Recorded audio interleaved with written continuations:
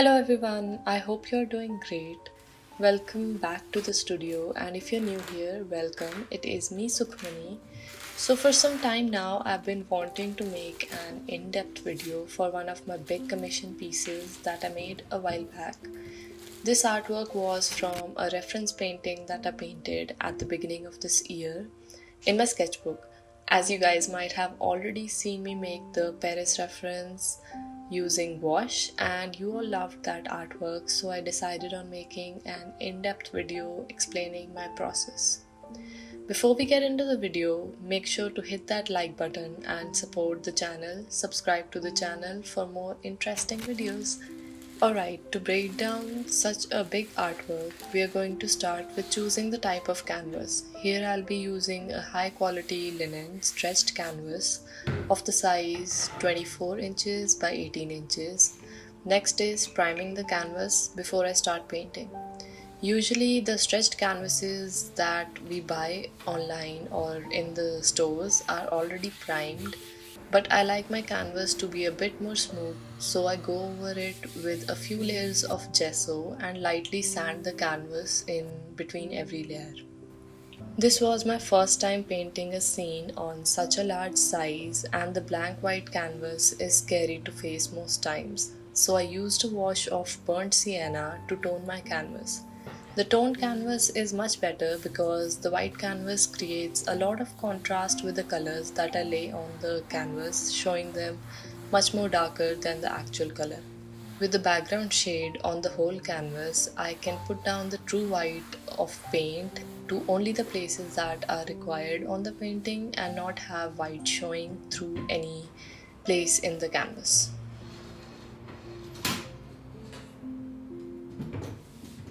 Next, I'm just going to draw the major composition of the artwork freehand, but you might know that you can always use different methods to transfer your artwork to the canvas. You can make a grid, you can project the image on the canvas, or you can paper transfer the drawing. No method is wrong, as all of these things are just tools to help you get your artwork on the canvas and make your life a little bit easier. For painting this artwork, I'll be using acrylic paints by Winsor & Newton. You can use the link in the description to buy the colors and all the supplies that I'll be using in this video to create your own painting. Whenever I start painting any landscape artwork, I paint from the furthest point in the reference to the nearest one. So I'll be starting by painting the sky, and to do so I have some titanium white, some buff titanium, burnt sienna, ultramarine blue, and pale umber. Blending the colors properly here was very important, so I just kept on adding layers and layers of paint as I saw fit for the sky, making it lighter or darker as I went by. Finally, I found the sky color that looked good and I decided to stop. Knowing when to stop while painting is really necessary, or you can just keep on going and make it worse than better.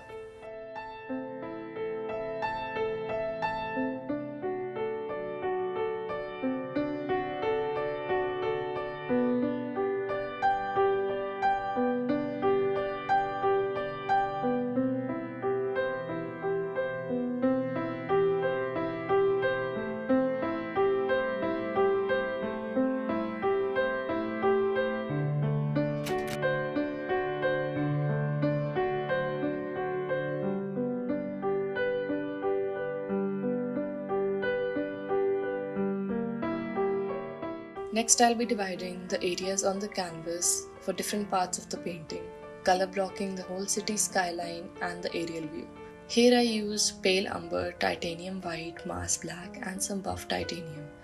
Instead of painting the skyline as a silhouette, I went in and painted different planes of the buildings so it could look a little bit more 3D. I don't know. So I did struggle here to correct the color for some time, as the reference wasn't as detailed and the painting I made in the sketchbook was too small to compare and take reference from.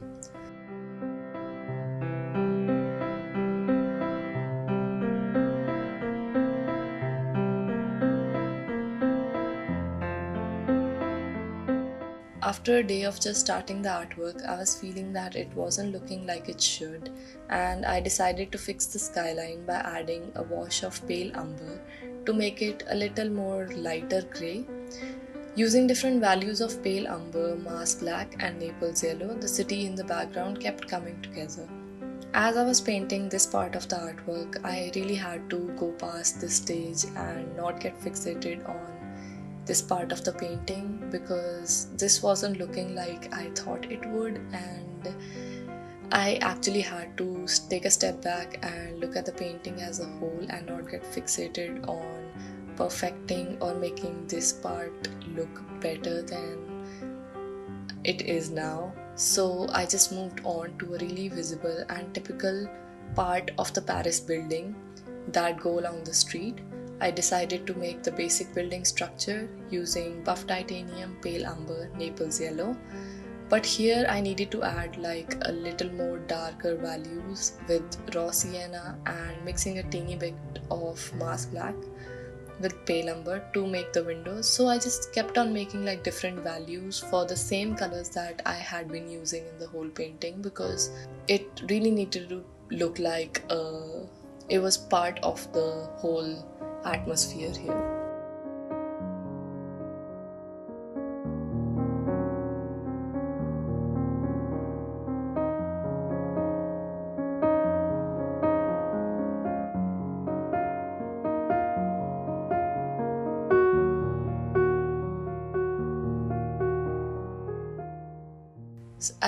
As you see, I'm not trying to make it look perfect as it isn't supposed to be perfect, but little by little I did add the window details to the whole cityscape and the background using cadmium yellow to light up the evening scene of the city. The trees and the other details I kept adding as I went by.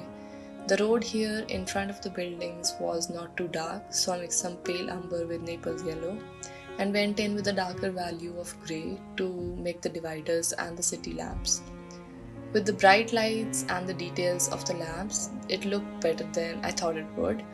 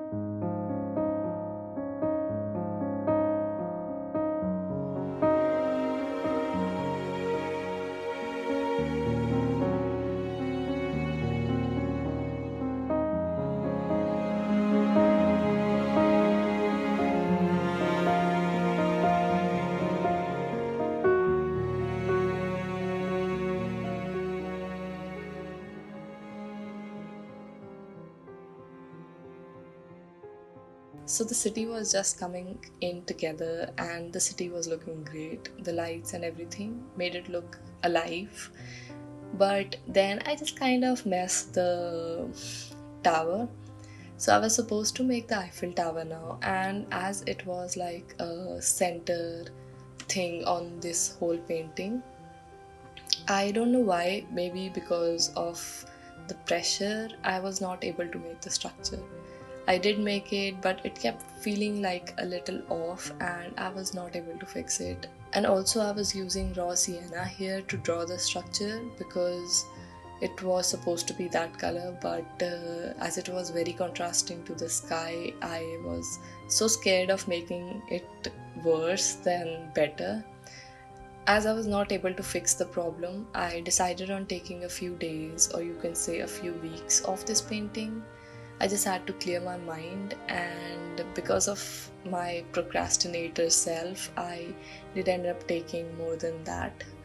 But you guys might not have to wait that long for the next part of this painting, as I'll be making the foreground in that part, and I hope you guys are enjoying this so far. Maybe in the next one, I hope you guys will come back for seeing how this painting ends.